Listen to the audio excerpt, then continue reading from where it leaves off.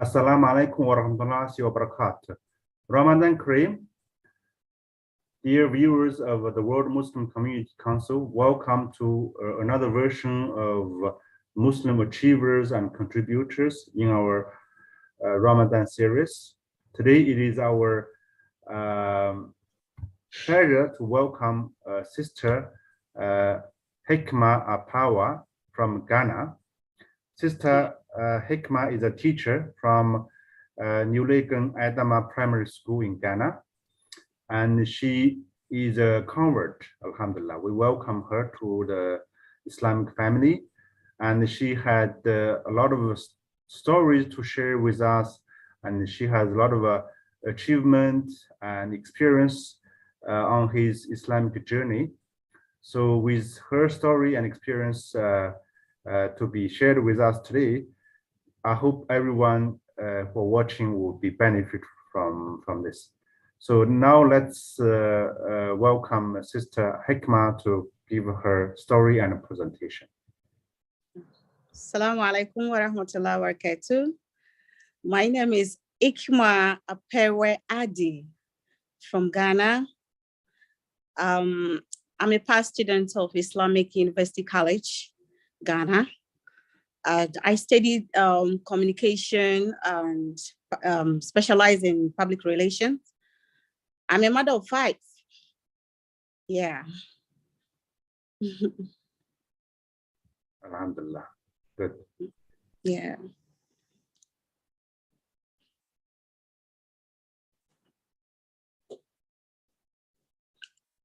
Yeah, I'm giving the story of my life transition from Christian faith to my Muslim faith today.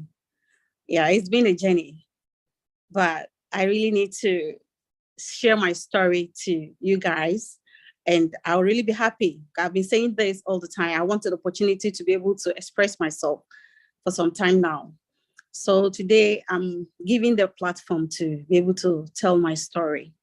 Yeah, I started, when I was 9 years to 10, I lost my daddy, and I was supposed to had gone to my uncle who is in Bolga, one of the regions in Ghana. Yeah, and I went to stay there, and probably they are Christians. I'm also coming from a Christian family by then. And as a child, you don't have control over yourself. So you definitely have to stay calm and then take the control from your parents. So life went on.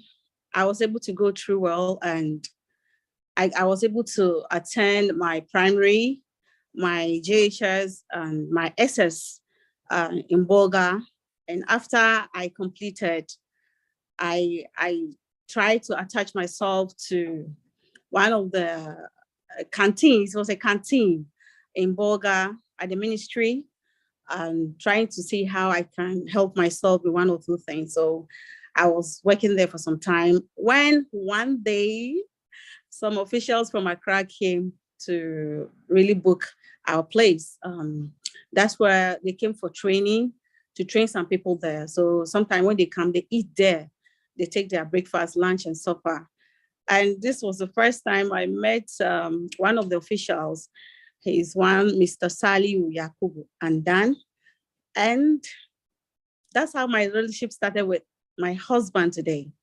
Yeah, he was being nice the first time, and actually working in a particular place like that, you just have to be careful with certain people, especially the males, you know, you don't need to be opening up a lot like that.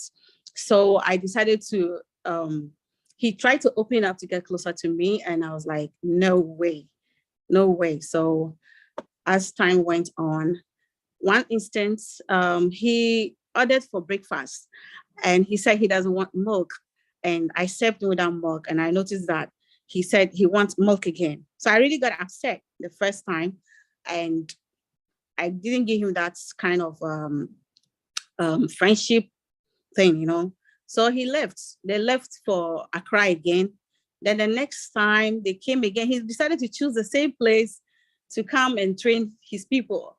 So he came, and that was where since we got to know ourselves the first time, so he came there again. So probably we know each other. So we became like friends. And I was one time riding my bicycle and he like, please come. And I went to him, can I buy you a bicycle? And I said, what? So I said, no way, because you can't buy me a bicycle and I'll take it to where? So I refused his offer. And then he left, when they were about leaving, he left his number with one of my friends. So I decided to call him when I was also ready to go up to the south. I was coming to Kumasi, to be precise. ADDIH is one of the regions in Ghana. So I decided to call him, and he said he needed something from me. So he said he wanted these local bangles for curtains. So I decided to buy it for him.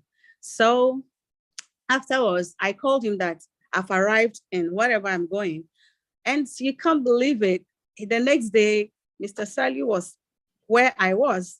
He drove for 6 hours, 15 minutes, to ADDIH from Accra, just to take his gift from me. I was like, no way. So he came, my family never knew him. So they were like, I don't know you. So why, who is he? That kind of thing. So I said, oh, he's a friend that I knew before when I was in Bolga. So they decided to give him a little bit of space. We chat and it was okay. They got to know him the first time. So he went, and then later I also had to go to school in Accra, Cape Coast. So I decided to go to Accra to stay for some time. Then afterwards, we were able to get close to each other because he was already in Accra and I was also living in Achimota, Accra here in Achimota. So we're able to meet once in a while and chat and got to know each other. And I think our relationship got to a certain point that we understood ourselves, and he proposed and I accepted. Yeah, he was a nice man. He was a very good man. So I decided to agree to whatever he says, not thinking of the other side of the story. This is where the problems came from. Yeah.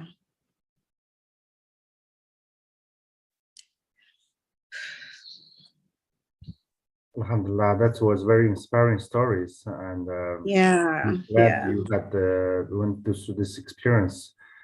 Mm-hmm. So, would you please present the the journey you were in school? You want me to share that with you, with our viewers? Yeah. When I was in school, to be frank with you, he's been nice to me by then. I think that time our relationship was to a certain point, and he was there for me. Yeah, he was there for me. So he helped me in one way or the other, in terms of education, in terms of love, care, and understanding. I mean, to help me through life. So I was able to go through it well. Yeah. Okay.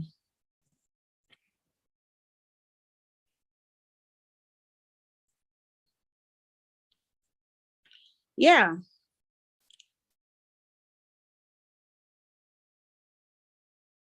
Yeah, as I said earlier, here comes the emotion battle. When I accepted his proposal, I realized that there's something that is going to come that is going to be heavy, because I was a devoted Christian. I was a Catholic. Yes, a devoted Catholic. Yeah. And it's like, you bring a Muslim man to your house, and what do you think your family is going to say? Definitely there will be chaos. So he took the step. He wanted it. So he decided to go and visit my uncle and my auntie that I was living with. I think the first time he went, it was not easy for them. They did not accept them like that. He was really a bit disturbed, but due to what he has seen in me, he was ready to go to another level. So they came back, they prepared themselves again, they went again to meet my uncle. And I think this time they were able to accept him a little, not just to accept him like that, because my uncle always tells me that he wants to see me where in a church, in my wedding gown, wedding, you know, that kind of thing. But what was coming to him was big for him. So it was not easy for him to digest that. So it wasn't easy for them to accept him. So I think with time, they went several times and they were given the chance to. And then the wedding came in. Yeah. They prepared for the marriage because they asked me, and I gave my consent because I really like him. When I met him the first time, he didn't show to me that like he was this kind of person that is going to give you trouble. No, and he wasn't a young guy. He was a matured man.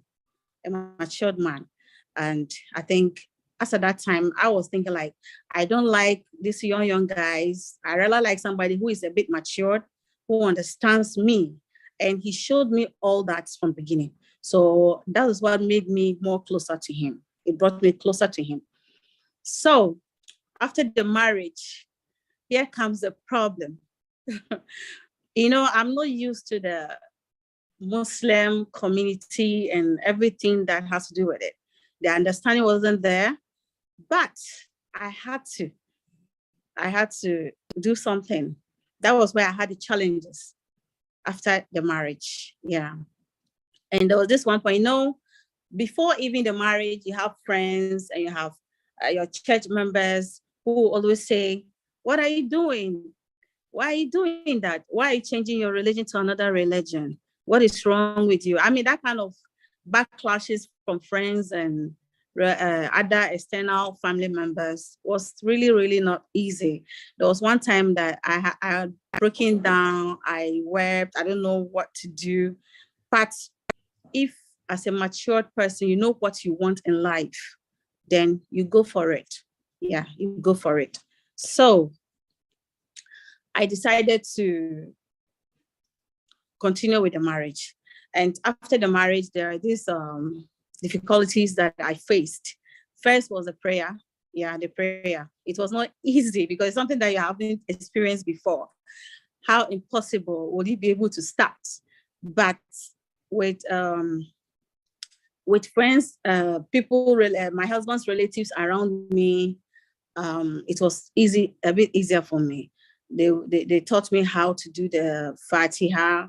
I mean, how I even did it was not easy, but Allah being so wonderful, I'll be able to overcome that. And I also had difficulties in fasting. It's what I asked myself, they fast every year. Wow. How am I going to cope with that?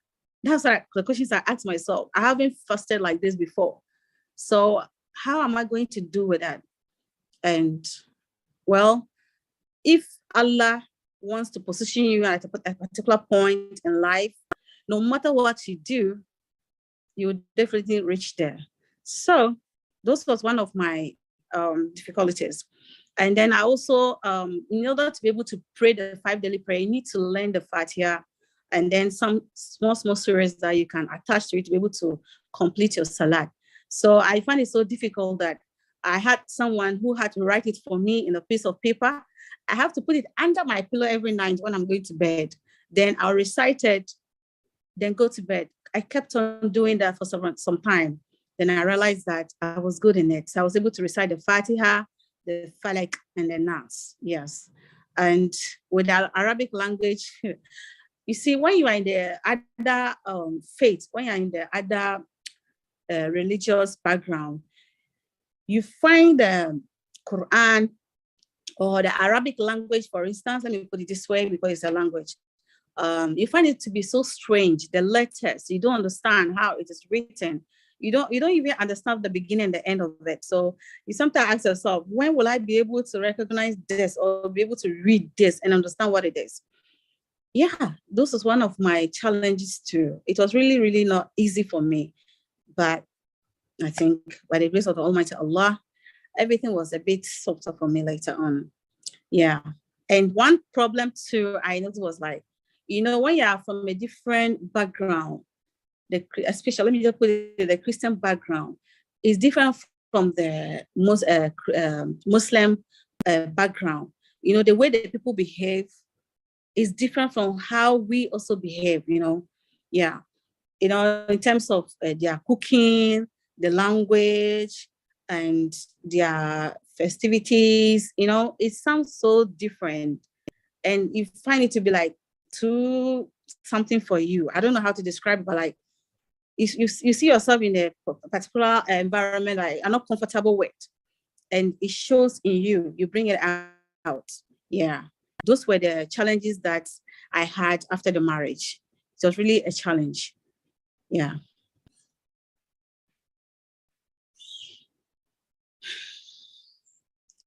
Yeah, and after the challenges,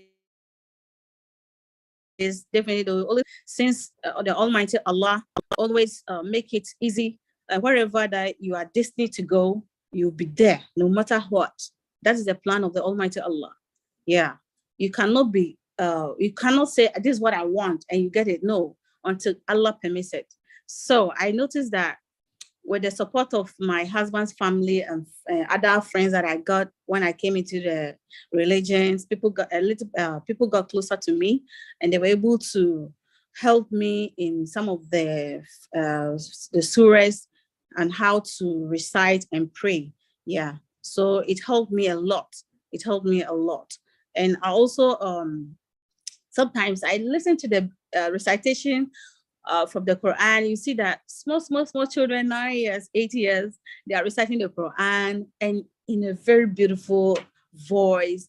It gives me emotion, that kind of feeling. And I always ask myself, I say, God, Ya Allah, please, can you help me to be able to do this one day? Just to be able to also recite in a beautiful voice. I always tell myself this. And Allah has always listened to me. Anytime I say something and I put effort in it, I get it the way I want it. Yes, even though I'm still on the journey, I haven't gotten anywhere, but there's a big improvement in my life that I'm so proud of. Yeah. And when it comes to the in terms of helping me to be able to come out with reading, the aspect of reading and blah, blah, I look at the online, I also go online, and then it helps me a lot. I've downloaded a lot of Arabic writings, a lot of small surahs, those small surahs on my phone, and that's where I learned from. Yeah. And I noticed that with this, I can't do it on my own. So I decided to enroll myself in a makaranta. Like I go to makaranta school, makaranta weekends, and I practically sit with the little ones, the small children, so that I also learn from scratch. I ask myself, how did this 8 years and 9 years or 10 years old child reciting the Quran? That means he or she started from the beginning, right? So I also give myself the opportunity to sit with them in the classroom and also learn how they are learning. And it's the same way I'm also going to pick up. Yeah. So as I'm talking to you, I'm still at Makaranta. And we just vacated last week and we wrote exams. And I was second in the class. I was so proud. It's a privilege. It's a very good remark to me. And I'm happy for myself. Yeah. Okay. How my faith as a Muslim has given the opportunity to contribute to the Muslim community. Yes, I had opportunity. That was in 2018, and I completed 2015 from my university. And yeah, I completed my university from 2015 and 2018. I was able to get opportunity from the government. It's not a permanent job, but it is something that is to help the community, to help the education field. So I was posted to an Islamic school. Yes, Islamic school. And I was able to get in touch with the students in the classroom. Everybody there is wearing hijab. Everything is about Islam, even though Christians are also there. It's a government school at the end of the day, but there is a Muslim community. And I was able to get a chance to interact with the children and to teach them. And also, due to my efforts that my superior saw in me, she practically gave me a whole class to teach. And when she saw that in me again, the efforts that I was putting in the classroom. She practically gave me a reading class to be training the children for a reading competition where it is being held at the Islamic unit at Kanda in Accra, Ghana here. Yes, they do it every term. So I read a book and then train them practically, and then they go, and as I'm talking to you, they are best. They are among the best. The last time we went was last month. Yes, that was in March, and they were the first in the competition, which I was so proud of. Yeah, and I also got opportunity to train the children for girl child education, and we talked about menstruation. You know, sometimes in the Muslim community, the understanding is somehow a bit difficult. So they find it sometimes difficult to talk to their parents about certain things. So I saw this opportunity for me to explain to them as a Muslim woman, talking to a Muslim child in the school. So I got opportunity to talk about menstruation, how they will take care of themselves, the dangers that are involved in it. And we also did, we talk about hygiene and other things. I also trained them practically on cooking practice. We practically did it in the school. We cook, how to serve the table and other things. We did a lot. And they are so excited, very excited with me. And especially Fridays, I get opportunity to also they do worship on Fridays. And, you know, most of the school that are there, that particular school, the teachers are mostly Christians. Yes, they are Christians. And since I found myself there, maybe Allah has a reason why he brought me there. So every Friday I get opportunity to give them moral lessons. I sometimes even use my own life experience and explain to them. In fact, they are always enjoying my lectures, my talks, and they show me that yes, they are happy with it. Yeah.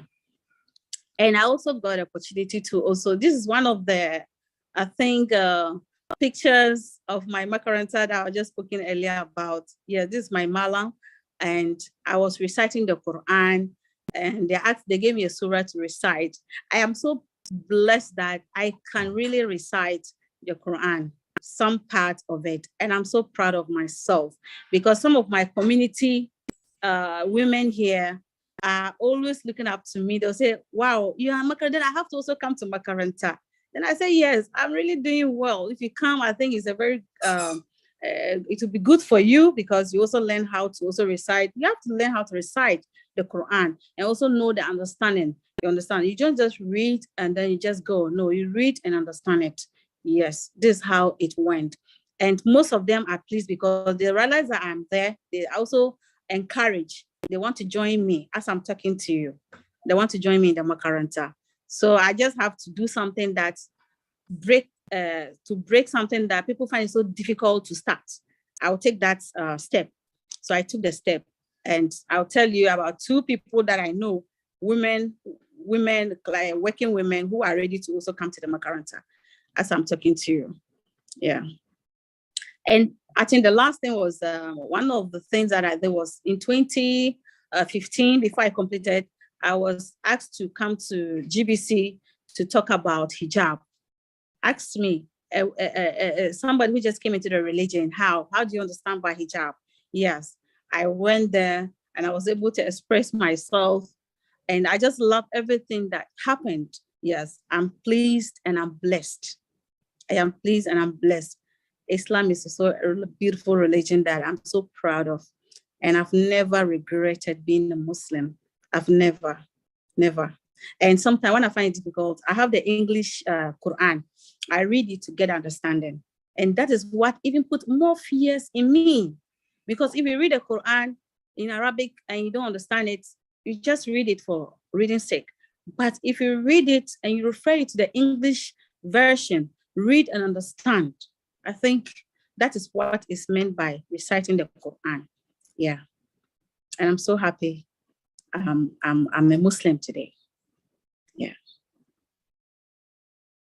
So that's my achievement so far, and I'm still working on it.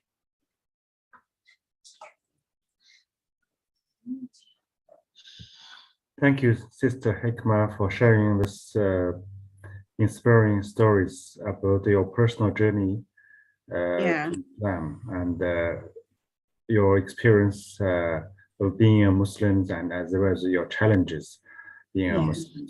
We hope for the best of your journey, and may Allah bless you with His wisdom and mercy to make you stronger, better, and Muslims ahead. So reading your stories and your CV, it struck me that in a society of your country, when you convert, and what would be the biggest reason, for you to convert? And if you have to, pin down one. Yeah, the biggest reason it should be, you should wait upon the Almighty Allah. If Allah does not give you the opportunity, no matter how they even preach to you, say to you, He never accept it. You will never accept it. Yeah. To me, some part in my life where I lived, I realized that a lot of Muslims were coming in with small books for me. And in the beginning, I was keeping the books aside because I wasn't ready. I wasn't ready for it. So I used to keep the books aside. It was just one day I got up, took the book, and I started reading, and I realized that, there's something important there. Yeah, it touches my heart. And sometimes when they call the azan, I listen to it attentively, and those were the things that really helped me somehow in my journey to Muslim. Yeah, those were the ones that also helped me. So you wait upon the Almighty. You cannot be a Muslim when Allah doesn't permit you. You can't. Muslim is a true religion, a wonderful religion, a peaceful religion. So you just have to give yourself time. If you find it, then you go for it. Yeah. So you wait upon the Almighty Allah. It is the will of Allah. That's very inspiring. I'm sure that's the story for most of the Muslims in the world today, with their faith being guided by Allah subhanahu wa ta'ala. When you become a Muslim and you are still working in the schools, right? Yeah. So what would be the major challenges or major issues you have to deal with in your work when you become a Muslim? When you become a Muslim, the challenges, that is, if in only your you workplace, have, in your school, in or my workplace, some of the challenges that I faced, yes, because as I said earlier, most of the children are not, they haven't gotten that foundation. The understanding is not there. So when you try to explain a point to a child, he or she finds it so strange, it's like the first time they are hearing what you are telling them. So you just have to have time for such people. You organize them, try to give them the understanding, and also refer them to what the Almighty said in the Quran. For what I have experienced, I look at it as you just have to get the foundation. The foundation is very, very important. It helps you to grow. Yeah. So I think we need to really train our kids in a manner that if you're Muslim, from a Muslim family, you need to train your child according to the way our Prophet Muhammad sallallahu alaihi wasallam taught us on how to behave and in our homes and even outside. That way they get the understanding before they even expose themselves in the outside world. That's very good advice and experience from you. Yeah. So looking ahead, what would be your plans or visions for yourself and for your family and for your community being a Muslims? My reasons for being a Muslim. No, your plans, what's your future plans for on this journey? My future plans. Well, yeah. Sometimes, look, I really had plans even when I was a child. Sometimes I have these emotions that when I see a group, or if I go to the village, let me just be specific. If I see a group of people who are really in need of something, they are needy, they are suffering, I feel so sad.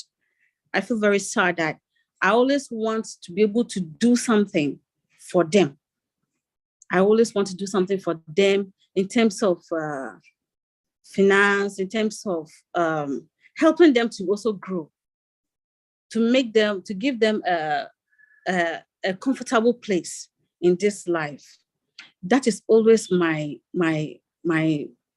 plan in life, to be able to help others. Yes, in terms of language, or in terms of understanding of this world, in terms of understanding of the religion, in terms of life itself, just to give them that comfort in whatever that they find themselves. So you will be helping more people, giving more. Yes, that's what I want. I want to help people. Very sublime plan and ideal and dream. May Allah grant that dream to you. Ameen. So thanks for sharing the stories of your own journeys and answer the question. The last thing for this sharing is that this is the holy Ramadan, and we have Muslims from all over the world maybe watching this show on our social media. What will be the candid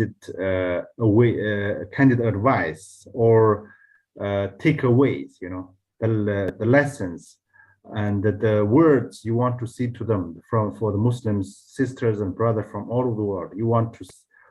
What words you want to say to them? Well, I want to say to them that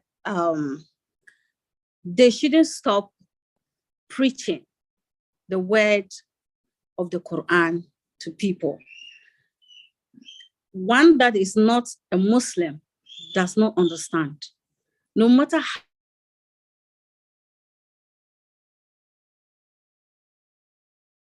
how you show. So what I seek for is that I want them to keep on preaching the word of the Quran to the people out there. And anyone who says that I don't understand your Quran or something, try to give them that explanation and understanding. Even sometimes try to give out the Quran. I gave the Quran to someone who said he had become a Muslim, but he doesn't have the Quran. And I gave my first Quran that my husband bought for me. That's the English one. And I gave it to him. And before I gave it, I said, Allah, let this gift be the best gift I ever gave in this world. Let this boy that he's taking the Quran from me should read and understand whatever that is there and follow what is there. That would be the best gift. So I encourage all Muslims to try as much as possible to spread the word of the Quran, explain to the non-believers. They don't understand. Even if they see it, they see that we behave in the way, we pray in this manner, we do this. There was this one time, one even said, we sacrifice and we eat. We sacrifice animals and the understanding is not there. It's like you kill an animal, it's like the way she's saying it is like we do shirk. You understand? And I was really hurt at that moment. I was like a teacher, and I encourage them to say they should do research. I encourage them to do research more on Islam so that they'll get the understanding of certain things that we Muslims do.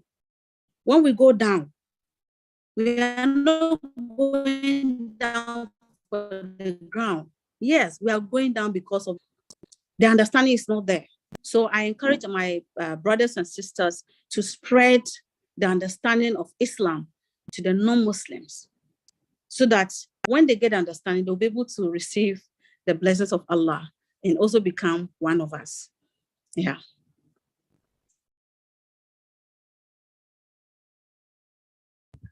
Thank you so much, Sister Hikma Apewe from Ghana, Nilagum Adama Primary School. She had give us great experience and stories for us to benefit in this holy month of Ramadan. And Jazakallah khair. May Allah reward you and reward all of us and accept our fasting and the prayers. Assalamu alaikum wa rahmatullahi wa barakatuh. Wa alaikum assalam wa rahmatullahi wa barakatuh.